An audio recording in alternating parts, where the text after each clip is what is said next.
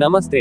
जय माँ। मार्गदर्शन पालन से परिवर्तन। आज हम आपके लिए भक्ति संबंधित एक और नए और बहुत ही महत्वपूर्ण विषय पर चर्चित वीडियो लेकर आए हैं। आशा है इस जानकारी द्वारा आप सब इस विषय को सटीक जान पाएंगे।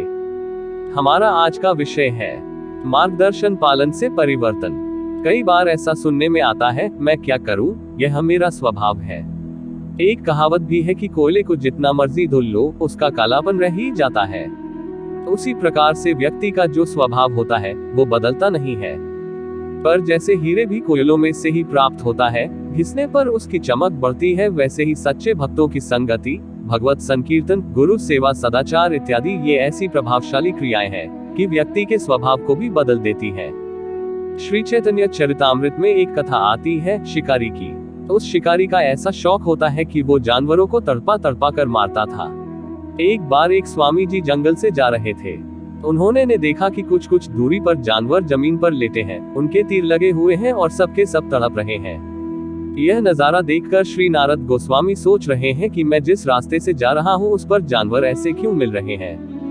एक नहीं, दो नहीं, तीन नहीं, कई हैं। इसका अर्थ है कि जो कोई यह कर रहा है यही कहीं आसपास ही होगा, क्योंकि तीर कुछ समय पहले ही मारे गए लगते हैं। कुछ आगे जाने पर देखा कि एक काला सा व्यक्ति एक हिरण पर निशाना साध रहा है। श्री नारद जी के सूखे पत्तों पर चलने से आवाज हुई, जिसके कारण हिरण चौकन्ना हो गया और भाग गया। शिकारी थोड़ा तिलमिलाया, बोला, आपने मेरा शिकार खराब कर दिया। कुछ चाहिए था तो घर से ले लेते। श्री नारद जी बोले, मुझे कुछ नहीं चाहिए। मैं जब आ रहा था तो मैंने देखा कि बहुत से जानवर हैं जिनके तीर लगे हुए हैं और वे तड़प रहे हैं। मैं तो केवल यह जानना चाह रहा था कि यह सब किसने किया। बड़े घमंड से शिकारी ने कहा, मैंने। शिकारी ने ऐसे उत्तर दिया जैसे उसने बहुत महान काम किया हो। तमोगुण होने से ऐसा ही होता है। तमोगुण अत्यंत बढ़ने से व्यक्ति दूसरों के डैक से खुश होता है, दूसरों की परेशानी से उसे आनंद होता है। श्री नारद जी ने पूछा, आप ऐसा क्यों करते हैं? शिकारी, यह तो मेरा काम है, मेरा व्यवसाय है। श्री नारद, ठीक है, यह तुम्हारा व्यवसाय है, किंतु इनको तड़पा क्यों रहे हो?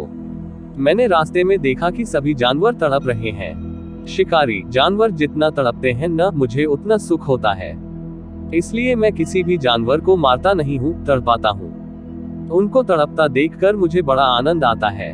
श्री नारद जी ने गंभीर स्वर से कहा, आपको तो बहुत कष्ट सहना होगा।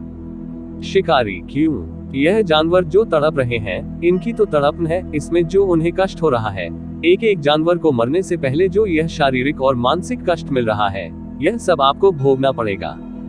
कभी कभी छोटी सी बात व्यक्ति का जीवन बदल देती है।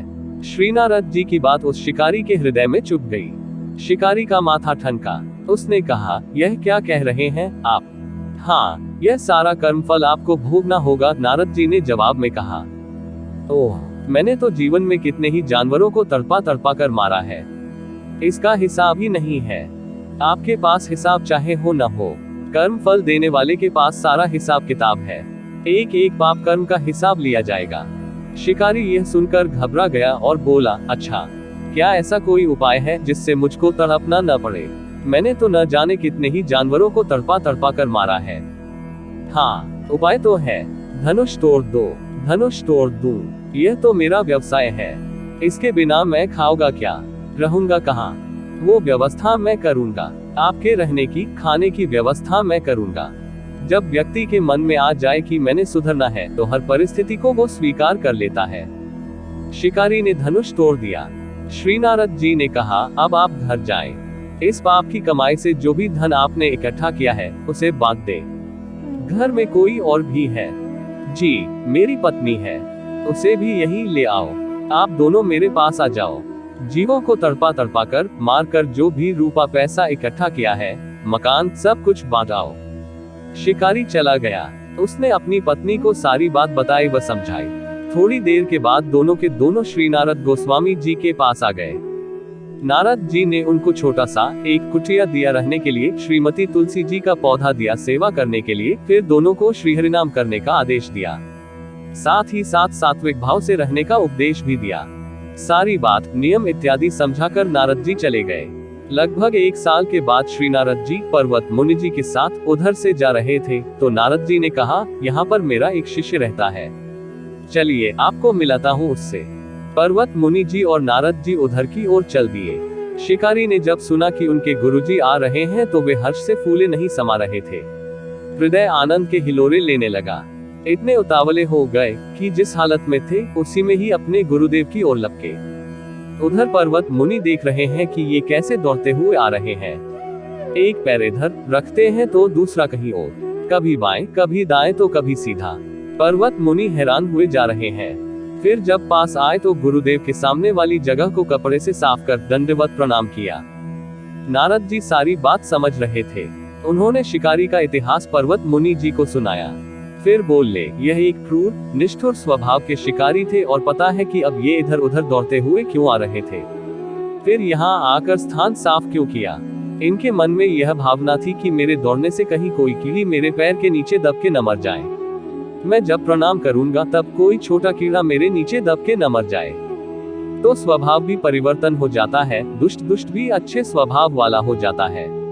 किसी एक भगवत भक्त के उपदेशों या मार्गदर्शन से, उनके आश्रित रहकर, उनके कथनानुसार चलकर, इष्ट की सेवा से, संकीर्तन से और सात्विक जीवन जीने से सांसारिकों को सांसारिकता और भगवत प्राप्ति या इष्ट की प्राप्ति या सायुज्य मोक्ष भी और जीवन मरण के बंधन से भी मुक्ति संभव है यदि प्रशस्त मार्ग पर चला जाए। यदि इस जानकारी द्वारा आप संतुष्ट हैं या फिर इससे संबंधित अन्य जानकारी प्राप्त करना चाहते हैं तो कमेंट करें और अपना सुझाव प्रकट करें, आपकी प्रतिक्रिया का निवारण किया जाएगा।